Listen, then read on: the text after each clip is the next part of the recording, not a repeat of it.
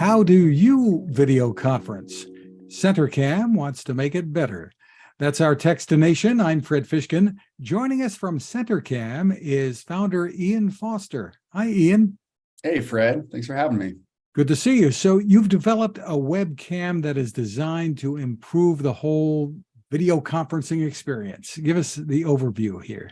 It's a small camera that sits in the middle of the screen on a flexible metal conduit. So it allows you to look past the camera at the person you're talking to while you're online. So you can create eye contact. You can see nonverbals. You can even read a teleprompter.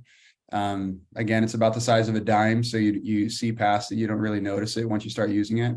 And it does away with some of the awkward looks that we have. Most webcams are, this is a view at some point, or on a laptop, this is a view at some point. But with CenterCam, I'm looking right past the CenterCam right now. I'm looking at you, so I can see you kind of looking from monitor to monitor, and I'm not having to make those choices. With a screen or webcam, you have to look away from someone if you want to make them feel like you're looking at them. So you give up all those nonverbals. Terrific. Sounds like a great idea. So what's the story behind it? What prompted you to do this? Well, I was a grad student finishing a master's in social work. I've always wanted to be a therapist. And so I was finally working with kids in a therapeutic environment as a counselor, and COVID hit, and all of a sudden we switched to remote. And so I donated an old smartphone that I had to the program. And so the kids had a smartphone that they were, Zooming on, and I was in my house on Zoom. That was the web conference app that we were using. And all of a sudden everybody was looking everywhere. I looked like this, they were looking, all over the place. And the Wi-Fi connection wasn't great either. So we had those sorts of issues. But long story short, these were kids that they were really started to do the work. We had built rapport over the first couple of months of the semester, and all of a sudden that rapport fizzled. And the connection that you feel in an online, like a in-person relationship, wasn't there. And so the question I asked myself was, what can make this better? I mean, if you think back to 2020, March of 2020, and there was so much uncertainty, and it was really hard to know, because there were big entities, the entities we trust were struggling to understand what to do and how to do it. And, and there was a lot of things were out of our control. So the question that I could control was, what could make this situation better? And my thought was, if there was a small webcam in the middle of the screen that would change the focal angle, so I could look past the camera, see the person differently with a better angle, maybe that could make things a little bit better. And so, so initially I Googled it. I wouldn't have done this if it had already been out there. So, but I Googled middle screen webcam and center webcam and eye contact webcam, and, all of those like Google AdWord, phrases and stuff, but they didn't exist. And so I didn't find anything out there that was like that. And I'm an inventor, and I've produce all sorts of little things that don't matter in the world up in Alaska for gold diving, which is another, other place that I've come from. But anyway, over 2020, we refined the model that we had. We refined the prototypes, and there's definitely some duct tape and zip ties that were involved in some of those prototypes. But eventually we got to a working model, and we launched on Kickstarter in early of 21. And the response was, we're just really grateful. People saw the vision of what we were trying to do, and the response was really good. And we knew that it wasn't just an idea in our heads. I'm sure, you deal with new tech all the time, Fred. And so I'm sure you have tons of ideas. You're not just a consumer. I'm sure you've created a whole ecosystem. So there are certain times when, you have ideas that, are these ideas actually going to be any good for anybody else? Or is this just a good idea to me and my friends, and the crowdfunding process helped us to prove the idea that it was something that resonated with other people too. That's just a terrific story. So people might wonder, okay, you're going to put a camera in the center of the screen. Is it going to block things? Am I going to have to look around it? Tell us how it works, what the real experience is. Yeah, I can show you. I've got one right here, so you can see it. So it's a really small USB enabled camera. And just to give you scale, this is my pinky, and I don't have big sausage fingers, so I'm not the biggest handed man.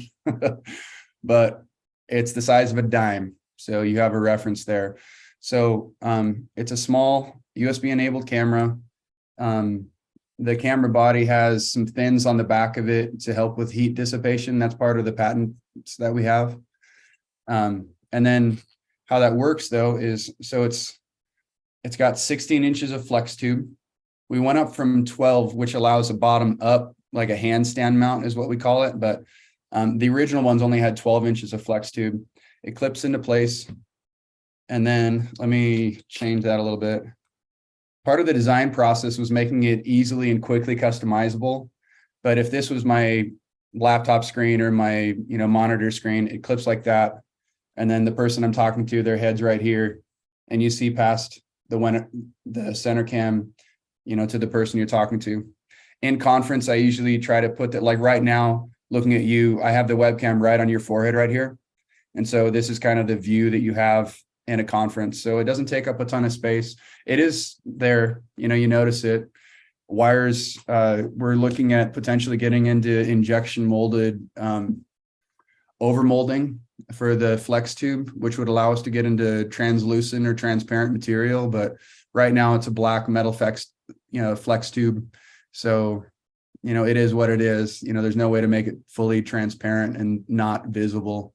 The cool thing about human psychology, just like we overlook our own bad habits, is when something's in front of us for long enough, we don't really notice it. We see past the thing and we see the person we want to talk to more than we actually see the camera. It sounds like the sociology in you is coming Well, out. We shouldn't be looking past each other. Yeah. Or and maybe there's some Jedi magic happening, like you don't see the camera, I don't know. But so are there different models available? Kind of look past Ian? it. Yeah. So what we're shipping right now is probably what we would call 1.7. And that's kind of, I smile because there have been, thousands of little micro improvements that we made from the initial one we shipped in the Kickstarter to what we're at now. But the basic delivery method is the same. There's an image sensor and a lens. They're separate. And there's some opportunities with that for, changing the focal angle via a lens, and also changing the focus, depending on the workflow of somebody. To answer your question, this is, still, we're calling it our first model. We're really close to a 2.0, which is a 5 megapixel autofocus camera, and it's going to be great. So we just finally got one from our manufacturer that we tested in all sorts of different lighting scenarios, and it's really great. And it's going to eliminate some of the, I guess, the DIY aspect of our current model.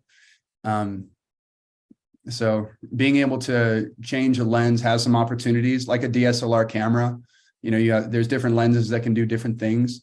But the average consumer really doesn't want all of that capability. They just want the camera to plug and play and work, and it does. But anyway, it's just eliminating a little bit of complexity. So we have a 5 megapixel coming out. We're redesigning our current one to be a fixed focus 2 megapixel camera, and then the holy grail for us is 4K. And we've got a bunch of different concurrent development happening right now. Terrific. But the one that you have on the market now, what should people expect when it comes to the image or video quality? It's 1080p HD, and it's 2 megapixel. And so, if you were to try to create content that would be going on like a broadcast or something on a big screen, that probably wouldn't be, you'd see some pixelation. It wouldn't perform like your 4K camera would. Obviously that's what 1080p and 2 megapixel means. But in the average video conference, we get the feedback constantly that our camera performs as good, if not better, than a lot of major webcam companies as far as, clarity and focus and things like that. You do need to optimize your settings though. One of the dirty secrets within Meets and Zoom is that it's not actually optimized for HD. You have to actually go into your Zoom settings to click the HD button. And then also in Zoom, it's not optimized for, it's actually 720p, but it's actually, the automatic settings in Google Meets are auto, which is basically just whatever can keep the feed going consistently, but our camera wouldn't look as good if you didn't click the 720p button in Google Meets. So as long as your settings are optimized, you're going to receive a really clear picture. I'm not using any aftermarket software with the picture that you have right now. I have those tools, but I try to just give people a natural view of what our camera looks like with decent lighting. So this is what it looks like. So you tell me, what does it look like? Looks good. So many people are back in the office now, and obviously back in school too. Kids are. Where do you see the demand for video conferencing gear headed? Well, a lot of people have gone back, but it's also really clear that hybrid is more of a thing now than it used to be. People used to spend, 5 days a week at work, and now people are spending 2 or 3. And so going back to work, all the numbers that we've read here, and I can't quote any offhand, but it's a lot of people are in hybrid situations that used to not be. The amount of people that have actually begun to work from home is still astronomically higher now than it was in January of 2020. And I think the reasons for that are really clear. I mean, work travel, when you can have a remote meeting on a web conference that can accomplish the same things that, you would have to you'd spend a day getting to, say, I'm in Utah right now. So you go to Atlanta, you spend a day getting there. There's hotel rooms, there's flights, there's per diems that a corporate employer would have to pay their employee, and for a day or two, for an hour of a meeting or something, and then flying back. And the cost of all of that is just it's kind of crazy to think that we're going to go back to that place like we were. Now, there is something to be said for the in-person dynamic, and that's what we've been hoping to accomplish with CenterCam. Is just there's a dynamic that happens in person for relationship building relationships of trust, common ground, all those things that bring a team together. Sometimes some things you can't replace. And what we've been trying to do, and what our mission is with CenterCam, is to kind of take the best of in-person and the best of remote, put them together in an opportunity for people to see each other, see the nonverbals, make it as human as possible, so they're going to replace some of the magic that happens in person. Tell me about pricing and availability. Okay. Well, we're drop shipping right now. We just launched on Amazon. And so you can find us either through our website at thecentercam.com and Amazon. We're priced uniformly at $119.99 on either platform. And as soon as we can bring those costs down with some of the newer iterations of our product, we're going to bring that down. But that's our current pricing. Sounds terrific. Well, congratulations on the innovations. The site again is thecentercam.com. Ian Foster, thank you for spending time with us. Hey, Fred, thanks so much for your time. Appreciate it.